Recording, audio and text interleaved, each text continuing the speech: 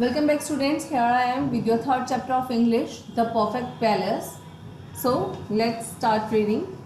Thousands of years ago, हजारों साल पहले, there lived a king, एक राजा रहता था.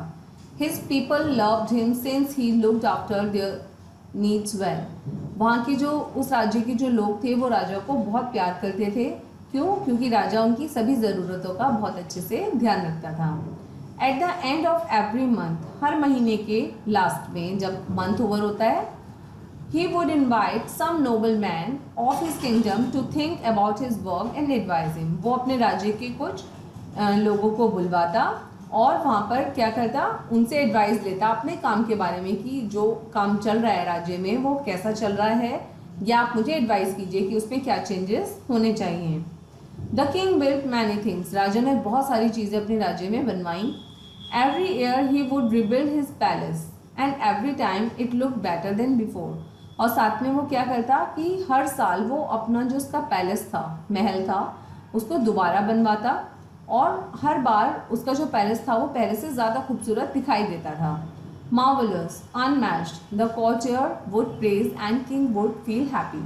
जो उसके दरबारी थे वो उसकी तारीफ करते और कहते मार्वलस, अनमैच्ड, ऐसा महल उन्होंने कहीं नहीं देखा, बहुत खूबसूरत, बहुत बढ़िया. और ये सब सुनकर राजा जो है बहुत ज़्यादा खुश हो जाता था. One day the king thought, एक दिन राजा ने सोचा, this year I will build a perfect palace with all comforts. कि इस साल मैं जो पैलेस बनवाऊँगा दोबारा से वो इस तरीके से बनवाऊँगा कि वो बिल्कुल परफेक्ट पैलेस रहेगा, उसमें सारे कम्फर्ट्स होंगे, उसमें किसी तरह की कोई कमी नहीं रहेगी. It should be praised not only within my kingdom but also by the people of the neighboring states. मैं चाहता हूँ कि केवल मेरे राज्य में ही उस महल की तारीफ ना हो, बल्कि जो हमारे आसपास की पड़ोसी राज्य हैं वहाँ पर भी हमारे जो महल है वो तारीफ का विषय बना रहे. The next day, अगले ही दिन, the king worked out a perfect design for his perfect palace. King ने क्या करा, काम शुरू कर दिया एक परफेक्ट डिज़ाइनिंग के लिए अपने पैलेस को, जिससे कि वो परफेक्ट बना सके. आफ्टर फाइनलाइजिंग इट, और जब उसने अपने डिज़ाइन को फाइनलाइज कर दिया, he handed it over to the builders and masons. तो उसने वो डिज़ाइन जो है वहाँ के बिल्डर्स और मैसन्स को दे दिया. इन अबाउट अ मंथ, लगभग एक महीने में, the perfect palace of the Kings dream was ready. जैसा राजा ने जैसे महल का सपना देखा था वैसा ही महल जो है वहाँ के मैसन्स और बिल्डर्स ने तैयार कर दिया. The king invited noblemen of his kingdom as well as the neighboring states. इस बार जब राजा जैसे इनवाइट करता था लोगों को, तो उसने अपने राज्य के लोगों के साथ साथ जो उसके पड़ोसी राज्य थे वहाँ के लोगों को भी इनवाइट किया. To get their opinion about the palace, जिससे कि वो अपनी राय दे सकें उस महल के बारे में. Unbelievable Indeed, it's a perfect palace. तो सबने क्या बोला कि ये उसकी महल की बहुत तारीफ हुई कि अनबिलीवेबल और बिल्कुल इंडीड, ये बिल्कुल परफेक्ट है. Cheered the noble man in unison but a saint standing in the corner was silent. वहाँ पर जितने भी लोग थे वो सब चेयर अप कर रहे थे, और लेकिन वहाँ पर उस भीड़ में एक संत थे जो चुपचाप से कॉर्नर में खड़े हुए थे. The king wondered why the saint was silent when everyone was praising his palace. राजा खड़ा खड़ा ये सोच रहा था कि जहाँ सभी लोग मेरे महल की इतनी तारीफ कर रहे हैं, ये संत जो हैं ये चुपचाप क्यों खड़े हैं.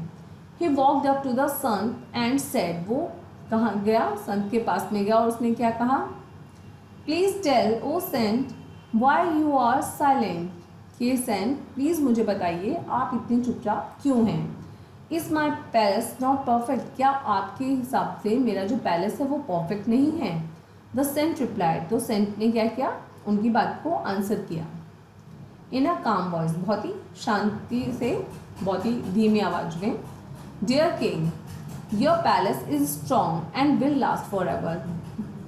उसने बोला कि प्रिय राजा सुनो कि तुम्हारा जो ये पैलेस तुमने बनवाया है ये बहुत ज़्यादा स्ट्रॉन्ग है और ये हमेशा ऐसा ही रहेगा. इट इज़ ब्यूटिफुल, ये बहुत खूबसूरत भी है.